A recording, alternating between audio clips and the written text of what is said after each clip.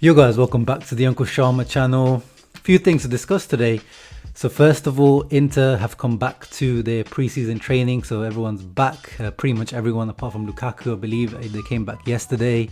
So I'm just going to do a little reaction video from the first training session video that Inter released on their YouTube channel. Then we also got to talk about some of the guys that have come back from the loan spells, the likes of Mario, Perisic and Nainggolan, mainly those two, the ones that I really want to talk about. Dalbert has also come back. Of course, Ashraf Hakimi was also officially presented. Finally, Inter fans can stop moaning about, oh, where's the Ashraf Hakimi video? Where's the Hakimi video? Release the Hakimi video. It's there now, guys. It's been done, very nicely done. And here it is. Let's have a quick look at it. They went with the Arabic writing, obviously. The theme, he's from Morocco, even though he was born in Madrid in Spain. He's a Spanish native. You see, they did all the interviews in Spanish, which I was surprised. I didn't know that, but I found out about him today. They're showing all this. It looks like Marrakesh or something. A little snake, maybe to symbolize Inter. The Dortmund Stadium. It says that the subtitles are his goals. Ashraf Hakimi, Arra, I guess that's his full name. The Spaniard, the Moroccan. Here he is. Looking very wavy, looking very nice. I like the new fonts and everything that Inter are using this year as well. Intermedia House is always smashing it. I've seen some people were not too impressed with it because it's maybe not as hype as some people were expecting it to be, but I quite like it. It's quite nice, classy, understated. And he took part of the training sessions alongside Alexander Kolarov, obviously, who was also announced. Let's have a look at the video. First of all, the kit is looking quite nice, isn't it? The new training kit looks quite nice. I like it. The one Antonio Conte is wearing, the yellow, looks nice, and the players one is also pretty decent with the soothing sponsor, obviously. Lautaro and Pintus. Look at Pintus, little devious face. Look at him. He knows he's gonna destroy all these players with his training regimes. Lautaro knows it as well in his face. Oh, bloody hell, mate. And they had such a short holiday. They should be, not in such a bad shape, to be honest. Like in previous years, where they would have like almost like 3 weeks, a month off. Whereas this time, some of the players basically didn't even have days off. I saw Barella's interview after the Italy matches, where he was like, yeah, I had like 4 or 5 days and that's it. That's his holidays for this year. But I'm sure the players are fine with that. They had that kind of COVID period in between. That was a longer layoff period than they would expect. Oh, look at who's there. Dalbert with the new hairstyle, looking like Jan Caramel. See, De Vrij, luckily he wasn't too badly injured in the Holland national team. Ranocchia, who's also been rumoured to move to Genoa. We'll see how that develops. There he is, Hakimi, talking with Godin. Look at him. Pintus once again looking on very dangerously. Hakimi and Godin obviously can speak Spanish together. Oh wait, there's a guy that caught my eye there. Quadro Asamoah, he's alive, guys. He's actually alive, my guy. I don't know what happened to him last season. No one ever asked Conte. We never really found out, but he's there. He's running. He looks like he's fit. I think he's going to be the ones who's going to have to leave. He's got considerable wages if he's not even a starter anymore now. So hopefully we can find a good place for him, because he's a decent player. But we just need to find out whether that injury was that serious that it kept him out for that long. Let's move on. Here he is, Raja Nainggolan, looking very happy there. I think we can use that as the starting point to talk about him. Nainggolan, let's pull up his stats actually. Didn't have too bad of a season. He's 32 years old now, just in May. 6 goals, 7 assists in 29 appearances. That is a very, very good return. He primarily played as an attacking mid, as we can see here. He was the captain for Cagliari. He started off the season at defensive mid under Rolando Maran, which was a weird decision, and clearly afterwards he rectified that quite rightly. But you can see he's contributed goals and assists, and there was one match against Fiorentina where he provided 3 assists and the goals. The quality of Nainggolan can never be questioned in my opinion. He is my favorite midfielder of the Serie A of the last decade. He really is one of my favorite players. Since I started watching Serie A properly, all action midfielder. We know what happened last year, in terms of the off-field antics and the WhatsApp voice note, whatever went on. The decision to let him go to Cagliari was not technical. It wasn't that Nainggolan wasn't good enough for Inter, or that Conte didn't want him.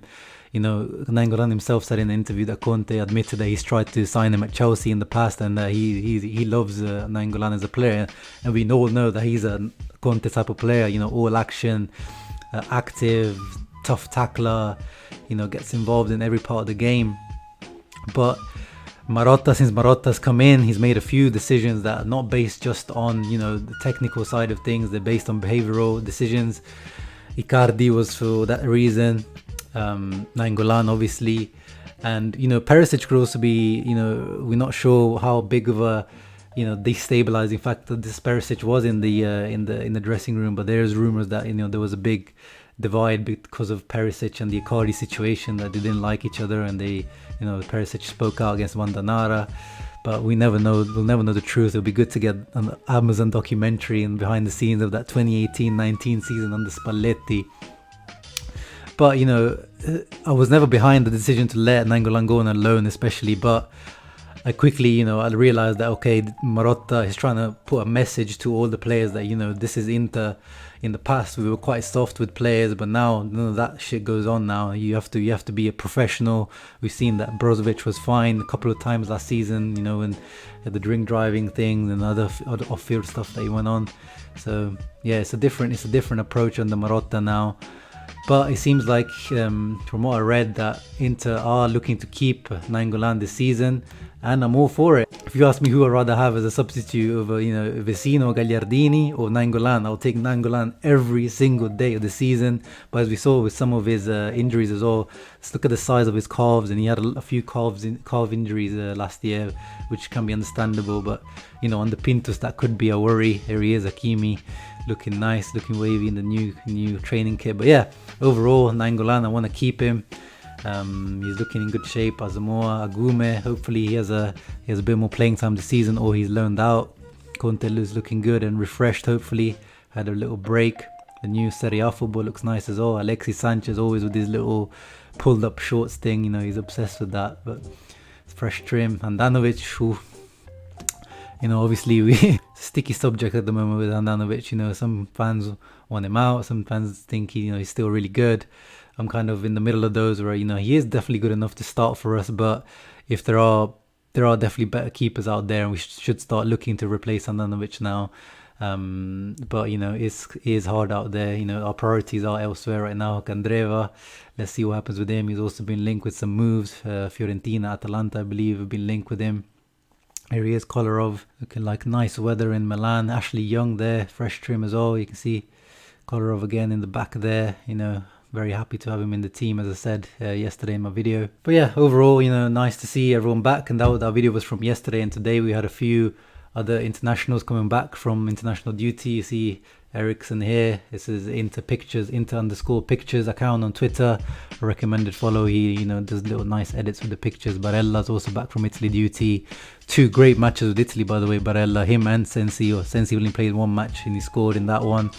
Barella played both, and he was a standout performer in both of those matches, scoring against Holland, impressing against the likes of Frankie de Jong and Wijnaldum, showing his quality. Nainggolan there, doing what he does best. Here's Brozovic as well, coming back from Croatia duty. Let's see what happens with him as well over the next few weeks. And here's another interesting one. Andre Radu, the new number 2 goalkeeper, brought back from his loan spell. It was a mixed bag of a loan spell. Didn't really get to play as much as we probably hoped Inter wanted to. But he's a second keeper. I'd probably rather have him than Padelli for sure. But at his age, he needs playing time, and I'd rather see him being loaned out and get some proper playing minutes, unless Inter really seeing him as a possible replacement for Handanovic. But for me right now, I don't think he's good enough. I don't know what you guys think. Let me know in the comments below. And here brings me on to the next point. Mr. 44, Ivan Perisic, treble winner in our team. Put some respect on his name. I was hoping that Bayern would have redeemed him. He had a good ending to the season. Overall, he had a decent season to them. Obviously, he wasn't the starting winger. He was, the substitute to the Gnabry, Coman, Muller, and all them man there. Looking at his stats, 8 goals, 10 assists, pretty good return. The value that transfer market gives them 15 million, and that's what we wanted from Bayern, but the cheap fucks didn't pay up. We were hoping the Karl-Heinz Rummenigge, Inter legend, who was their director, would do us a little favor, but didn't work out. But interesting, it marks him as having played one match as a striker, which is probably the position they would have to play in if he does stay. Which match? Yeah, so you can see here against Spurs, he played as a striker for 86 minutes. It'll be good to rewatch that match to see how he did, because last summer Conte tried him at left wing back, and he said that the experiment failed. Perisic himself didn't like that position, and he didn't get the right feelings from Perisic in that position. Let's see that maybe he might try him there again, because in theory it should be a good position for Perisic, in terms of he's very athletic, he covers ground really well, he's a hard worker, he's got a long stride, which is what you need in that position, and he's good at crossing it in, and he doesn't really like cutting in too much as well, so he likes to stick out onto wing. But in theory it works, but in practice it didn't work. As a second striker, again, that didn't work as well. It was a pretty poor pre-season summer for Perisic, which I think convinced Conte to let him go. He was tried out in a different position, and it just didn't work. So I'm not really, unlike Nainggolan, I'm not really keen to keep Perisic, not because I don't think he's a good player, I just don't see him fitting into this team. And I feel like, coming back off a treble winning season, I don't think he's probably very motivated to play at Inter, but I don't know. Conte and Perisic will need to talk it out and see, but hopefully Marotta and Ozilio can place him somewhere, because he is a quality player. I know he's 31, so it is kind of hard to sell players at the moment. See Bayern themselves, Thiago has announced himself that he wants to leave. They're only asking for 30 million for a player of the quality of Thiago, who's 29, I believe, and they can't get rid of him. So it's a difficult moment at the moment right now to get rid of players. So in terms of Perisic, he's got quite high wages as well. It's very important that to get rid of him, hopefully not on a loan, more of a permanent basis. Same goes for Dalbert. Biragi, the Biragi deal wasn't renewed, the swap deal there. Hopefully we managed to place him somewhere. I heard that there was some interest from Turkey. Same goes for Jean Mario, man. This guy, we just can't get rid of this guy. Please, someone sign him. I've seen Real Betis are interested because Pellegrini, who had him at West Ham, is a big fan of him. So hopefully, again, no more loans. Whoever is buying these players needs to buy them outright.